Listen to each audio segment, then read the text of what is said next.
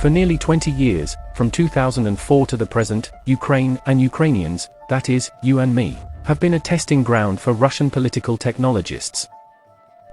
Today I want to talk about how we were artificially split into East and West, especially during the elections. We were split in order to bring the right candidates to power and keep us in the Kremlin's orbit. My name is Akim Galimov, and this is the Real History Channel.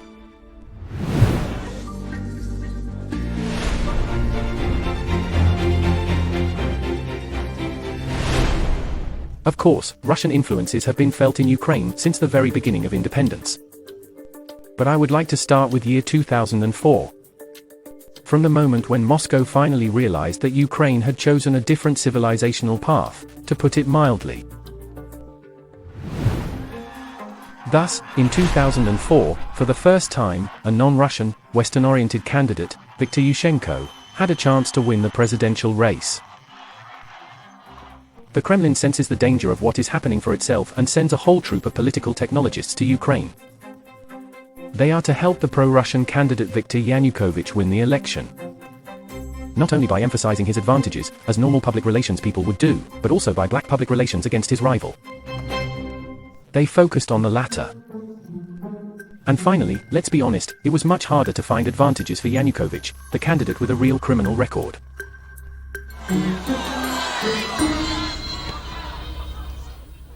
Here are the names of the Russians in this group: Igor Shuvalov, Marat Gelman, Timofey Sergeev, and Gleb Pavlovsky. By the way, one of the main Kremlin political technologists, Gleb Pavlovsky, passed away recently, on February 27, 2023. He was from Odessa, but for many years he worked for Putin's propaganda machine. He was banned from entering Ukraine back in 2006. Despite this biography, today Russian liberals have forgotten all his merits. All they remember now is that in recent years he opposed Putin in creating the image he himself invested so much in. In 2004, Pavlovsky and Gelman established a proven method of censorship in the Ukrainian media, manuals. These are instructions for the media on what to show in the news and in what way. They worked before, too, as Russian borrowings. They served the interests of then-President Leonid Kuchma and his administration, which at that time was headed by the well-known Viktor Medvedchuk. But with the arrival of the Russians, the situation is becoming more like total censorship. Information in the media can only be presented in accordance with strict guidelines. In addition, Russian political technologists launched several provocative websites on Ukrainian and Russian domains, which posted outright fakes against Yushchenko's team. 2004 was a year when the internet was mostly delivered via dual-up, i.e., an old modem connection, and people were not yet able to distinguish between fakes. That's why the idea works. Fake news is picked up by Ukrainian government media, creating maximum coverage. Let's recall the legendary example of the blackest public relations from the Russians about the three sorts of Ukrainians. These are postcards and posters depicting Ukraine split into three parts. The western regions are the first sort, the central and northern parts are the second sort, and the southeastern regions are the third sort. And the question is, do you want to live in Ukraine as the third sort? Today, I am not even surprised that the author of this nonsense is the Russian political technologist Timofey Sergeev. He gained fame in 2022 as well. On the day the Russian army fled from Bucha, he published an article on the website of a Russian news agency entitled "What Should Russia Do with Ukraine?" Here are quotes from it. In addition to the ruling party, a significant part of the masses is also guilty, who are passive Nazis, accomplices of the Nazis. They supported and indulged the Nazi. Or here's another quote. Ukrainism is an artificial anti-Russian construction that has no civilizational content of its own, a subordinate element of an alien and foreign civilization. End of quote. So, this is Timofey Sergeev writing. A man who tried to destabilize Ukraine back in 2004. Almost 20 years ago. Can you imagine how much this man is upset? Well, to be honest, in 2004, the propaganda about the three sorts of Ukrainians was shocking, and subconsciously influenced the attitude of people from different regions towards each other. You see, in fact, this story and similar black methods are simply beyond good and evil. Experts can only come up with such ideas, for whom we are not people, but simply resources. And such experts from Moscow worked in Ukraine for a very, very long time.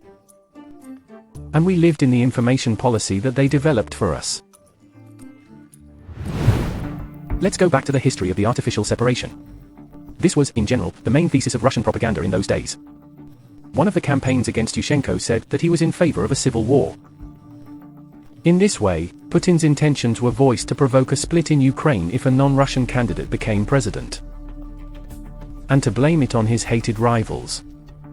An interesting fact: activists find paid campaign materials against Viktor Yushchenko in churches of the Moscow Patriarchate. As we can see, nothing much has changed in 20 years. But we will talk about the subversive activities of the Russian Orthodox Church in Ukraine in a couple of minutes. At the same time, leaflets with Yushchenko's official symbols and the inscription "Beware Fascism." Russian propagandists try to promote this line in the fight against Yushchenko, a pro-European candidate. But why fascism? Because it was the easiest way for the Kremlin, which had been building the image of all fighters for Ukraine's independence as supporters of fascists and Nazis for decades. And since Viktor Yushchenko spoke Ukrainian and still defended national policy, he and all those who supported him clearly became Banderites. The culmination of Russian PR was the organization of a UNAUPSD march in Kiev in the summer of 2004. Several dozen participants brought SS symbols and zigzagged in the center of the capital.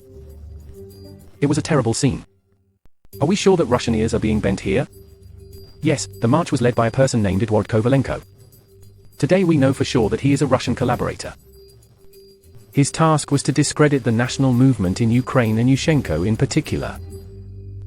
Just imagine. On the instructions of the Kremlin, he was supposed to gather people, shout Nazi slogans in Kiev, and make other provocations in order to get caught on video or photo by journalists. Then all this was spread around the world, especially with the help of Russian media, which at that time were also watched by many Ukrainians in the east and south. That's how it worked. After 2014, Eduard Kovalenko sided with Russian terrorists in the occupied territories, and in 2017 he was caught and imprisoned for 5 years in a Ukrainian prison. However, this so-called former nationalist did not serve his time. He was exchanged for Ukrainian prisoners.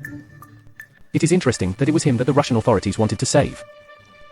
Obviously, they wanted to take away their henchman. In the midst of the Orange Revolution, when Ukrainians took to the Maidan against the falsification of the election results, political technologists used all their theses. The protesters are paid by whom? Of course, it is the West. They do not represent the opinions of the majority of Ukrainians. The more they are, obviously, marginals, robbers, and again, fascists. And the cherry on top. They dressed up homeless people in orange t-shirts and filmed them for Russian TV programs. Russian political technologists were already showing that all methods would work for them. And, of course, the legendary thesis from Viktor Yanukovych's wife Lyudmila, if you remember, that drug-injected oranges were being distributed on the Maidan. Это на фоне оранжевое небо, понимаете, вот такое вот. Да, это просто, это кошмар. И хочу вам сказать, что эти апельсинки непростые. Эти апельсинки наколотые. Люди берут один апельсин, съели, взяли другой. Вот, и оно тянется и тянется рука. That year, a lot of black market technologies were rolled out in Ukraine. There was the poisoning of Viktor Yushchenko. And in general, when you look at it from the height of 20 years, you realize that it was a huge challenge. For a young country that had just broken away from the Soviet Union 13 years ago. We were torn apart by corruption and economic problems. But the biggest enemy was still Russia. And the problem was that not everyone realized this at the time. Nevertheless, in 2004, Viktor Yushchenko became president of Ukraine. It seemed that the threat was over, but in the following years, all the narratives laid down by the Kremlin's henchmen in 2004 would work to split Ukraine.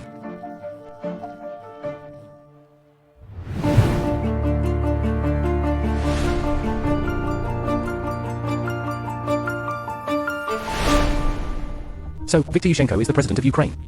But this does not mean that the Kremlin is going to wind down its propaganda. On the contrary, during and after the Orange Revolution, the attack on Ukraine's information field only intensified. Now, the task is to discredit all the actions of the new president. This is what they are talking about on the central Russian channels. Верховная Рада с подачи президента Виктора Ющенко утвердила перечень памятных дат, которые решено отпраздновать на государственном уровне. И первым в списке значится как раз юбилей Бандеры, человека, на совести которого жизни десятков тысяч людей, включая и украинцев. Of course, they are using heavy artillery. Our Stepan Bandera is the biggest horror for Russians, on which they have been building their anti-Ukrainian propaganda for 20 years. We debunked the myths about him in a separate video of the real story. Be sure to watch it. Президент Украинской Республики Виктор Ющенко подписал указ о праздновании на государственном уровне 65-летия создания армии бендеровцев, украинских националистов, воевавших на стороне фашистов во время Второй мировой войны. In fact, the UPA was a unique Ukrainian partisan army whose only goal was an independent Ukraine. The UPA fought on two fronts, against the Germans and the Soviet Union. There is a lot of evidence of this. Moreover, the UPA was indeed created by an organization of Ukrainian nationalists. But only in 1942, when Bandera was already imprisoned in a concentration camp in Germany. For more information about the UPA, see our other video. However, the Kremlin ignores the real story. Let me remind you that the task of Russian propagandists is to split Ukraine, so people from the eastern regions are actively told tales about Ukrainians from the western regions. They are the descendants of the terrible Banderites, Nazis who despise the sacred victories of Soviet soldiers in World War II. Russian propagandists have gone through almost all Ukrainian heroes, deliberately portraying them as enemies. Here is, for example, how this happens. В канун 300-летия битвы под Полтавой на Украине началась целая мазепомания. Гетману, предавшего русского царя, возводят памятники, открывают музей. Mazepa is another painful topic for the Kremlin. We also told the true story of the Ukrainian hetman in a separate video and in our historical films. Be sure to watch it. Well, in short, the Ukrainian hetman defended the interests of Ukraine, so he entered into an alliance with King Charles XII of Sweden and went to war against the army of Peter the Great. For us, Mazepa is a national hero. For the Russians, he is such a worst enemy that they still read curses to him in churches.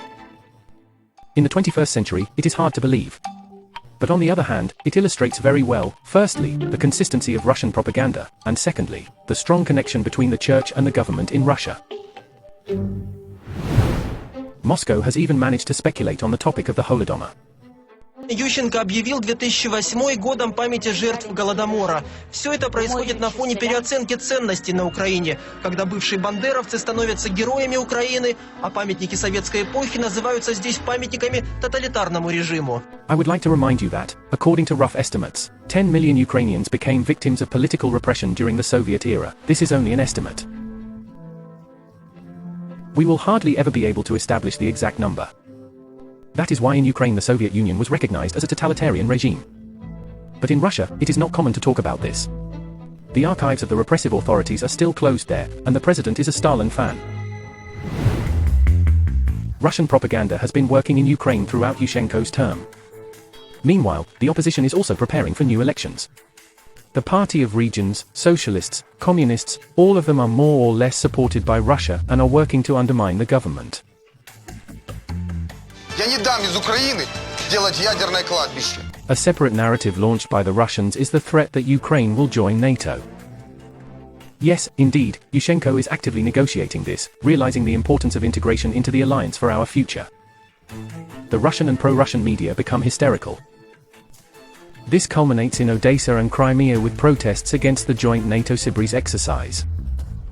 В Одессе и Крыму прошли массовые акции протеста против военно-морских учений «Сибриз-2008» в формате Украины плюс НАТО. У здания Одесской областной администрации собрались сотни людей. По их мнению, мало того, что подобного рода совместные маневры плохо скажутся на отношениях с Россией, так еще и испортят экологическую обстановку в регионе. Perhaps people are really sincerely protesting against cooperation with NATO. But there is a nuance. The leader of the protests is the leader of the Communist Party of Ukraine, a longtime friend of Russia, Petro Simonenko, who brought his henchmen to the rally. They are joined by parishioners of the Ukrainian Orthodox Church of the Moscow Patriarchate. Separately, Natalia Vitrenko, who was financed by the late Russian businessman and mafia Max Korichkin, expressively nicknamed MAD, organizes pickets. But all this is known now. And then the Russian media show that Ukrainians are categorically against NATO. How does this work in practice? There is no information campaign about what NATO is and what it is for. Instead, all the news is full of reports about protests and pickets. The information voiced by the participants of these pickets is simply the biggest horror stories about NATO that Russia is spreading. This is how an artificial split in society emerges. When facts are manipulated, outright fakes are thrown in, and propaganda is spread. I lived in Crimea at that time. And I want to say that this machine worked flawlessly. And we on the peninsula sincerely believed that America was behind all the evil, of course. Ukrainian media often spread Russian narratives without any apparent malice, simply by not checking the sources. The Japanese edition of the modern Tokyo Times writes an article about the need to grant Russian the status of the second official language in Ukraine.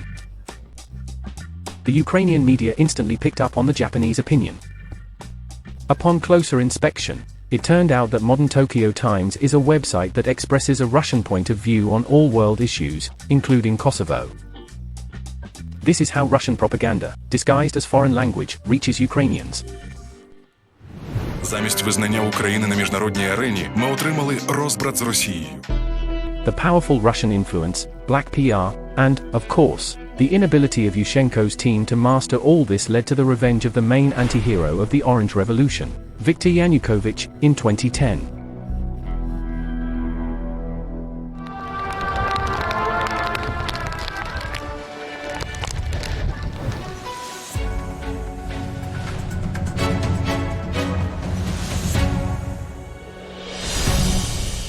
Now let's talk separately about Russian television in Ukraine. It is worth recognizing its enormous role in promoting Russian ideas in our country. Unfortunately, Russian channels were extremely popular in our country. Almost 23% of Ukrainians had received information about political events from Russian TV. And this is an appalling figure. Since the beginning of the Maidan protests in 2013, the Russian media have been devoting so much time to Ukraine that there is no room for Russian news. The main themes of the Kremlin's political strategists are no different from those of 10 years before. First, Euromaidan is an American project. The same was said about the Orange Revolution. Protesters are trained at the US Embassy. Проходят эти семинары не где-нибудь, а прямо в Киеве, в посольстве Соединенных Штатов Америки. И учат там противодействовать милиции, организовывать беспорядки и вербовать новых сторонников через социальные сети. По этим боевым листкам накануне Евромайдана обучали в школе молодых лидеров. Туда ходили сторонники всех оппозиционных партий, и «Свободы», и «Удара», и «Батькивщины». The second message of the Russian media is that Kiev is in chaos. The protesters are robbers engaged in looting. That is, this is not a revolution, but a pogrom. This is also familiar.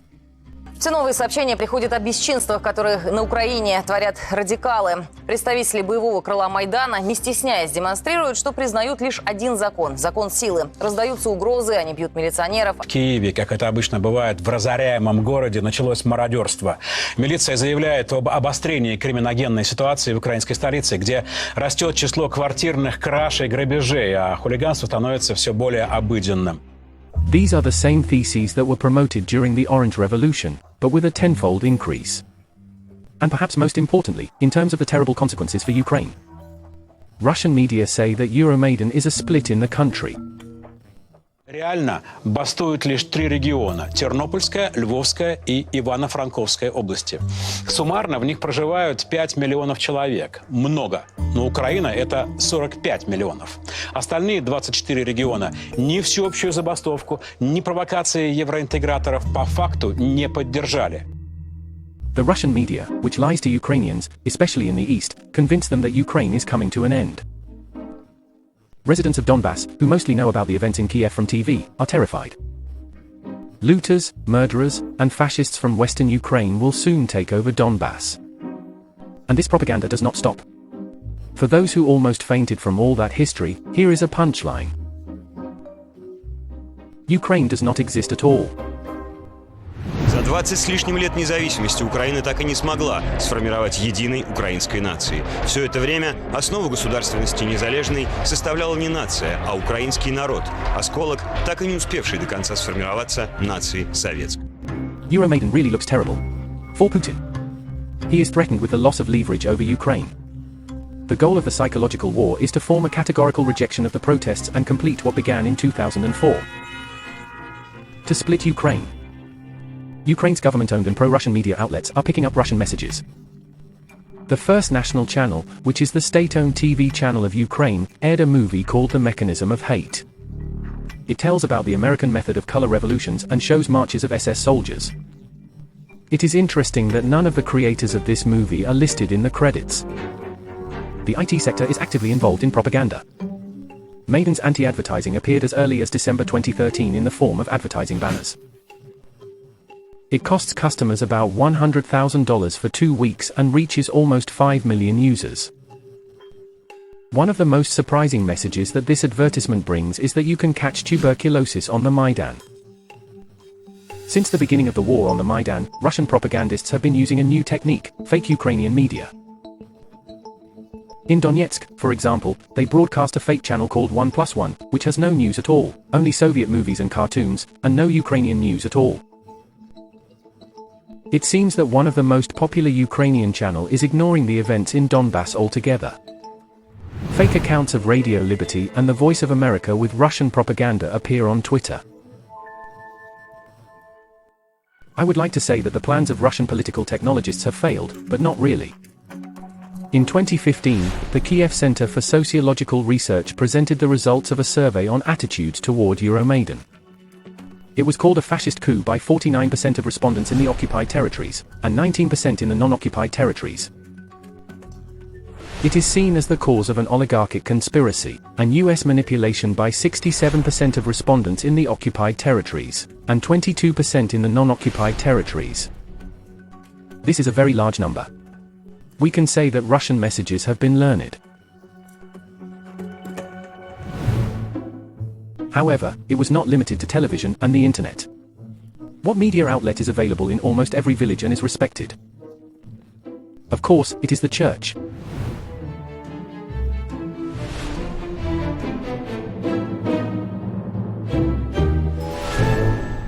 There is no point in reminding you once again how closely the Russian church is connected to the authorities and propagandists. The only interesting thing is how the Russian Orthodox Church brainwashed Ukrainians through its branches in Ukraine. It is worth mentioning that there are about 10,000 churches of the Ukrainian Orthodox Church of the Moscow Patriarchate in Ukraine. How did it work? For example, in 2016, activists of the Ukrainian Cyber Alliance hacked the email of the press secretary of the Russian Union of Orthodox Citizens, Kirill Frollo. It turned out that he was a kind of Orthodox Moriarty. Back in the days of the Orange Revolution, Frolov led Russian propaganda through churches in Ukraine.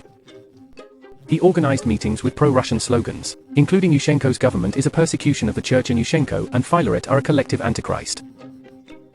Later, he helps organize Orthodox protests against NATO in Odessa, distributes bulletins I Speak Russian, organizes processions with George ribbons, and many other actions carried out by Orthodox activists from the Moscow Patriarchate. Moscow churches are becoming centers of the Russian world. In 2014, terrorists and, in fact, Igor Girkin were hiding in the Sviatohorsk Lavra. The former abbot of the Kiev-Pechersk Lavra, Pavlo, compares Yanukovych to Jesus and declares that the Moscow Patriarchate is with him to the last. In addition, Pavlo stated that the annexation of Crimea to Ukraine in 1954 was illegal and that Crimea had never been Ukrainian.